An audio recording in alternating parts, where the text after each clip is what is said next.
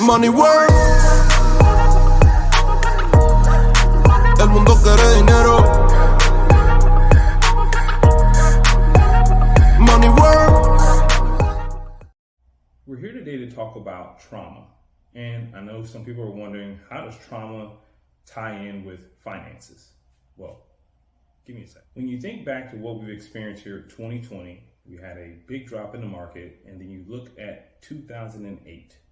Many of us remember the trauma that was caused by the downturn in the market. Today we have a mental health expert with us, Shelly, and I'm gonna let her introduce herself. Hi, my name is Shelly Garcia Aguirre, and I'm a licensed marriage and family therapist in the state of Florida. I've been practicing in the field for about 10 years now and have worked in a variety of settings. And I own a private practice, founder and primary therapist at Journey Forward today. Okay, since we're on the topic of trauma, what I'd like to know is, how does trauma affect our decision making years after it's passed? Great question. So trauma affects us in a variety of ways, right? We've learned over time that trauma actually really affects our whole nervous system, right? Our brain and our body are connected, even though we often think of them separately. So one of the first things that trauma does is it actually elevates our cortisol, our stress response, which has a long-lasting impact on our overall mental health and physical health and wellness. One of the other things that happens with trauma is that, you know, with all the painful past experiences, oftentimes we're more prone to respond to perceived threat. Example, when we're talking about now the incidents of 2008. 2020 or 2008?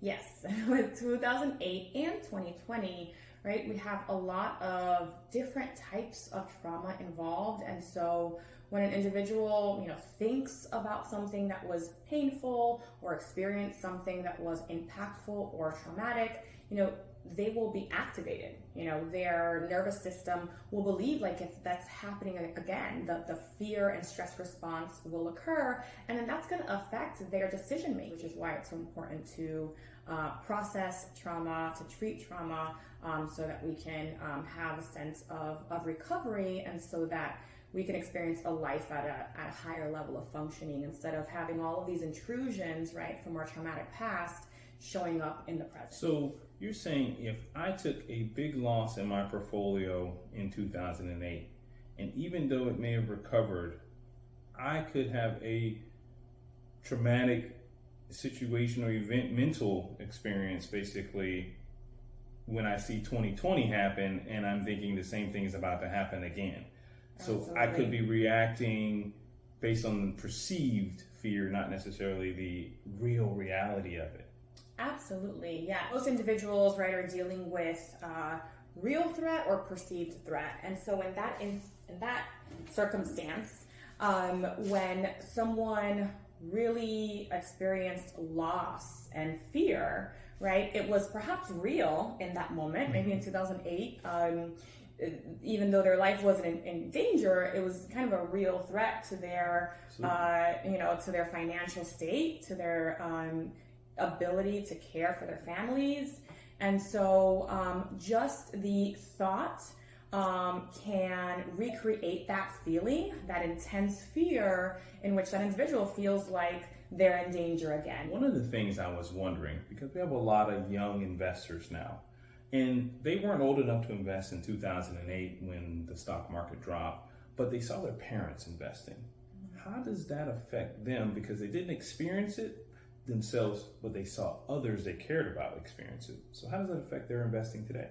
Right. So that reminds me of a concept known in psychology or mental health, an experience in a situation that happens very often with mental health or medical professionals, which is called vicarious trauma. What vicarious trauma is when you are exposed, right? You see a traumatic event.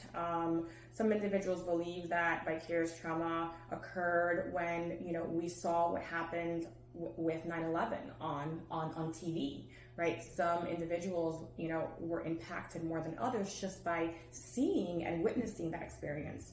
So in the same way, I think it makes sense that, even young investors that didn't quite take the loss personally in 2008, right now, just by witnessing their parents, obviously the increased access to media is a big advent that causes us to perceive more threat, right? And to have more caution with our decision making. So that would make a lot of sense as to why, right, young investors may be a little more cautious.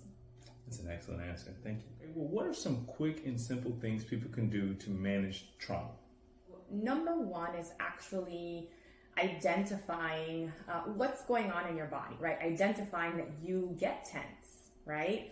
Identifying where you feel tension in your body is often one of the places that I start with my clients. The second step, I'd say, let's say if we say a top 5, right? Just 5 quick things would be basically to learn some self-regulation, right? Because we need a space where we can make decisions in a calm manner without being, as I say, activated, right? It's never good to, right, make a decision when you're angry. It's not good to make a decision when you're really afraid either or scared, right? And so oftentimes I'll suggest a 24-hour rule, right? When you sit on something, if it's possible, so that the emotional kind of cycle and state can pass through you. Third, I would say take effective action. Really, our feelings, our stress responses are meant to actually motivate us to move, right? To take effective action. So it is important that you, once you've regulated yourself a little bit, that you're in kind of activated from some painful past learning, and you're in a calm state, you can go back to taking effective action on what you want to do according to your values, right? And being in an intentional manner. Next, I'll say make sure to surround yourself with a good supportive community. It's really important that you have people around you that are supportive. You're in a healthy environment, right? So that can be a variety of different things, from your church to your friends, your family. Having just a different network of individuals that are on kind of that same page of whether it's healing or just overall support. And then lastly, it would can't escape me, right, to mention that it's important to also, if symptoms don't subside, right, and if you feel like you're constantly being activated, there's intrusions, maybe even some other things going on, of course, that are more severe, nightmares, right? You're hyper vigilant or really alert to threat all the time, even when it's not there. Then I would definitely suggest to seek some professional help. I also believe, I'm a strong believer in complementary and alternative methods, right? I love yoga and meditation and acupuncture and things that complement your overall well-being and that can kind of calm your system so that you're able to make good decisions based on fact and not fear. Those are great tips. Definitely like the 24-hour rule. I think I need to implement that immediately. I appreciate your time today, Shelly. I thank you for talking to the viewers here, helping us deal with some of the things that we all face, because when we're talking about investing, it's an emotional thing. The market moves up, it moves down, and we're facing a volatile year this year, but we want to stick to our goals and stick to our plan, and one of the ways we have to do that is address the things that affect us emotionally, and trauma is one of them. So I appreciate Shelly's time today, and thank you again. Thank you for having me.